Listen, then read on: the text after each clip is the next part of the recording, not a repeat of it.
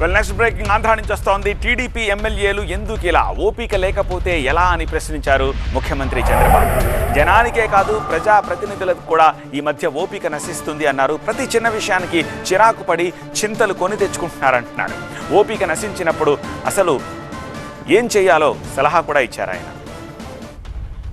సమాజంలో రోజురోజుకు అసహనం పెరిగిపోతోందంటూ ఆందోళన వ్యక్తం చేశారు సీఎం చంద్రబాబు. మనుషుల్లో ఆశ ఎక్కువ అవుతోంది, ఓపిక తక్కువ అవుతోందన్నారు.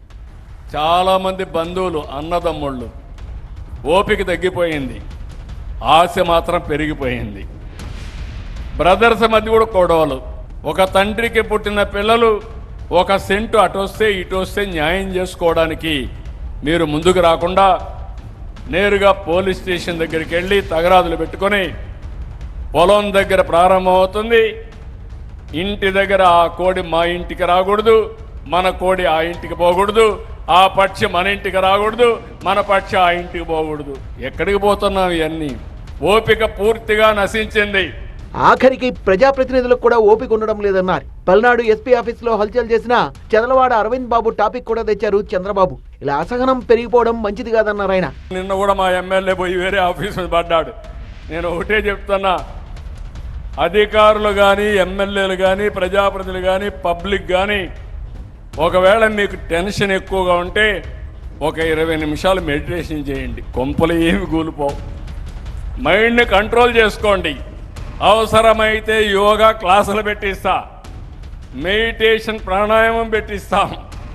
మనం అందరం బతికేది ఆనందంగా ఉండాలని అనుకుంటాం, కానీ టెన్షన్లో ఆరోగ్యం పోగొట్టుకొని లేనిపోని ఇబ్బందులు తెచ్చుకోవడం కాదు. టీవీ సౌండ్ తగ్గించమన్నందుకు మంగళగిరిలో ఓ మహిళ భర్తను హత్య చేసిందన్నారు ముఖ్యమంత్రి. చిన్న సంఘటన చెప్తున్నా మీకు. మంగళగిరిలో భార్యాభర్త సెల్ ఫోన్ టీవీ చూసుకుంటుంది భార్య, భర్త కూర్చున్నాడు. కూర్చొని ఈవిడ సౌండ్ ఎక్కువ పెట్టుకునింది. సౌండ్ ఎక్కువ పెట్టుకున్నాక భర్త అన్నాడు, కొంచెం సౌండ్ తగ్గించుకో, ఎక్కువ ఉంది. ఆ మాట ఒక్క మాటకు భర్త మీద కోపం వచ్చి భర్తను చంపేసింది. అంటే ఆవిడ తప్పు కాదు.